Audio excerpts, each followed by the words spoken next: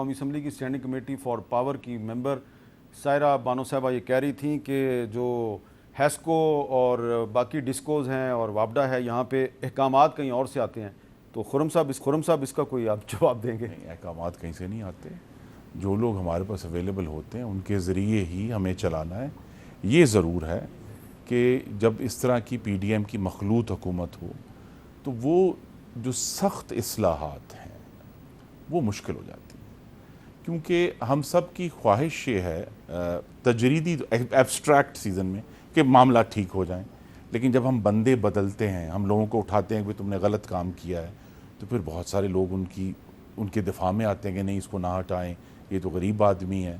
تو اس کے لیے جو سخت اصلاحات ہے، اس لیے بھی ضروری ہے، جو آپ کا دوسرا ٹاپک ہے، کہ ملک میں انتخابات ہوں اور ایک منتخب حکومت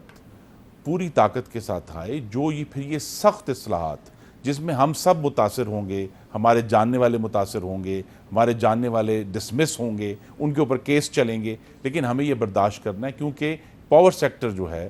وہ ایک بڑا میجر پاکستان کی اکانومی میں اس کا رول ہے، اس میں بہت میجر سبسڈیز انوالو ہیں۔ ابھی ہم کہتے ہیں نا جی پاور سیکٹر بہت بڑا ہے، اب پاور سیکٹر اس لیے بھی بڑا ہے کہ ہم نے آزاد جموں کشمیر کو سبسڈی دینی ہے، ہم نے بلوچستان کے جو ہیں کاشتکار ہیں ان کو ٹیوب ویلوں پر سبسڈی دینی ہے، ہم نے سابقہ فاٹا کے لوگوں کو سبسڈی دینی ہے۔ تو وہ ساری ہر جو سبسڈی ہے وہ کوئی سبسڈی 50 70 80 115 171 اس سے کم نہیں ہے۔ تو لہٰذا یہ جو ایک فیصلہ ہے کہ بھی ہم نے سبسڈائز کرنا ہے خاص علاقوں کو، وہ بھی ایک حکومت کے سامنے چیلنج ہے۔ لیکن میں پھر کہوں گا کہ اگر جو بھی اگلی حکومت آئے گی اور اس پہ اگر وہ واقعی سختی سے یہ کام کرنا چاہے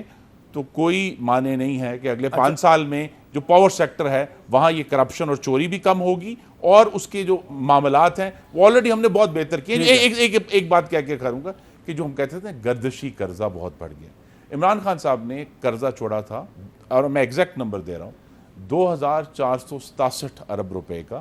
31 مارچ 2022 کو،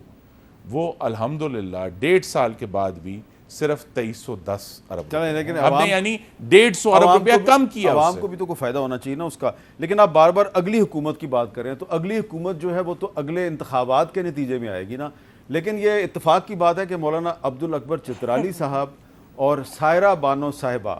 یہ ہمارے پروگرام میں دونوں اگلے انتخابات کے بارے میں کیا کہہ چکے ہیں، ان کا کچھ پرانا کہا ہوا ذرا ہم آپ کو سناتے ہیں۔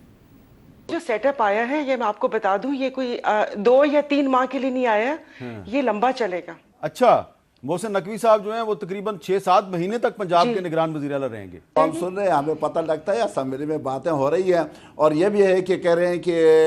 اگست کے مہینے میں قرارداد آئے گا اور اس کے ذریعے سے قومی اسمبلی کو مزید توسیع دی جائے گی 6 ماہ کے لیے، یہ بھی ہم سن رہے ہیں۔ تو چترالی صاحب قومی اسمبلی کو تو یہ شاید نہیں دے رہے توسیع، لیکن آپ کو لگ رہا ہے کہ اگست کے مہینے میں جب اسمبلی کی مدت ختم ہو جائے گی اس کے بعد جو نگران حکومت آئے گی وہ 3 مہینے میں الیکشن کروا دے گی؟ نہیں، بعض چیزوں سے ایسا لگ رہا ہے کہ 2023 میں الیکشن نہیں ہوں گے۔ مثلا نگران حکومت کو امپاور کرنے کے لیے قانون سازی کرنے کا ان کا ارادہ ہے، اور پھر یہ ہے کہ ابھی سے یہ یعنی پارٹی میں ایک اعلیٰ عہدے پر فائز شخصیت کو نگران وزیر اعظم بنانا چاہتے ہیں، کس مقصد کے لیے بنانا چاہتے ہیں، اور پھر تمام پارٹیوں سے جہاں تک مجھے معلومات ہیں وزراء بھی انہوں نے مانگے ہیں کہ آپ اپنا نام دے دیں۔ تو یہ نہ نگران حکومت ہے، یہ اس حکومت کا تسلسل ہے۔ اگر اس طرح ہوتا ہے تو جب تسلسل ہو تو اس کے کچھ پس پردہ مقاصد ہوتے ہیں، جب پس پردہ مقاصد ہوں تو مقاصد میں سے ایک مقصد یہ ہے کہ الیکشن ڈیلے ہو، کیونکہ اس صورتحال میں موجودہ میرے بھائی خرم میرے ساتھ اتفاق کریں گے اس میں کہ اس صورتحال میں یہ عوام کے سامنے جا نہیں سکتی، اتنی بجلی مہنگی کر کے۔ تو سائرہ بانو صاحبہ، آپ نے جب پنجاب میں اور خیبر پختونخوا میں نگران حکومتیں آئی تھیں تو آپ نے اس وقت کہا تھا یہ 3 مہینے کے لیے نہیں آئیں، یہ 6-7 مہینے کا ان کا پروجیکٹ ہے۔ تو اب اگر مرکز میں ایک نگران حکومت بنتی ہے تو آپ کو لگتا ہے کہ وہ 3 مہینے میں الیکشن کروا دے گی یا وہ بھی 5-6 مہینے کے لیے آئے گی؟ لگتا نہیں ہے کہ وہ 3 ماہ میں کروا دے گی، اور ان کی سب کی جماعتوں کی پی ڈی ایم کی अभी निकलने लगा था, इन्होंने कहा ना पीडीएम की मखलूत हुकूमत, तो मैं समझी थी कह रहे थे जो पीडीएम की जो मखलूक है, ये जो पीडीएम के लोग हैं ये पैनिक में भी इसीलिए हैं कि इनको समझ नहीं आ रही। ये जो इत्तेफाक कर रहे हैं कि कोई सियासी बंदा ही होना चाहिए, तो वो सियासी बंदा उनकी उसी सोच का वो तसलसल है कि सियासी बंदा इलेक्शन करवा देगा, कोई टेक्नोक्रेट, या जैसे माजी में हमारे पास एक बाहर से भी आए थे, ऐसा कोई वज़ीर आज़म ना आ जाए, निगरान वज़ीर आज़म, कि ये आगे तक चले। लेकिन ये मिसाल कायम कर चुके हैं पंजाब और केपीके में, और केपीके में जिस किस्म की वो हुकूमत है, वो तो अब पीपल्स पार्टी और एएनपी वाले बरमला उसका इजहार भी कर रहे हैं, और वहाँ पर जो हो रहा है, तो बस ऐसा ही है। परेशानी इनको इलेक्शन की तो बाद में है, वो तो कर लेंगे, मसला ये है कि अब इनसे चीज़ें मैनेज नहीं हो रही, अगला इलेक्शन मैनेज नहीं हो रहा, कि जो बंदा आया वो 3 माह के अंदर या ये 60 दिन और 90 दिन के अंदर ये इलेक्शन हो जाएंगे, या वो भी लंबा इसको चला लेंगे। अच्छा, मसला भी ये है। खुर्रम साहब, तो अभी कोई चीज़ें वाजिया नहीं है। खुर्रम साहब, खैबर पख्तूनख्वा में पीपल्स पार्टी और एएनपी जो है वो जेयूआई वालों पे एतराज़ात कर रही है, और मरकज़ में हमने देखा कि एहसन इकबाल साहब कहते हैं जी कि इसहाक डार साहब जो हैं उन पे इतफाक़ हो सकता है, अगले दिन शरीर रमान साहब कहती हैं कि ये फेक न्यूज़ है। तो ये आपस में जो हुक्मरान इत्तेहाद है उसमें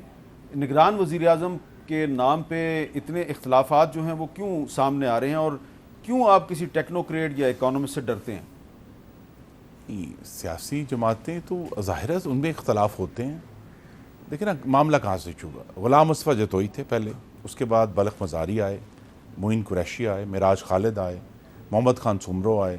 फिर हज़ार खां खोसो आए, और लेटेस्ट नासरुल मुल्क। और मैं सब अपने कॉलीग्स के लिए और मेरे लिए भी ये सबक है, निगरान वज़ीर आज़म का इंतखाबात कराने से कोई ताल्लुक़ नहीं है। ये बराह रास्त और कुल्ली तौर पर इलेक्शन कमीशन ऑफ पाकिस्तान की ज़िम्मेदारी है। तो लिहाजा ये सब हजरात जो बड़े मुअज़्ज़ज़ थे, इनका इलेक्शन के मामले में कोई रोल नहीं था।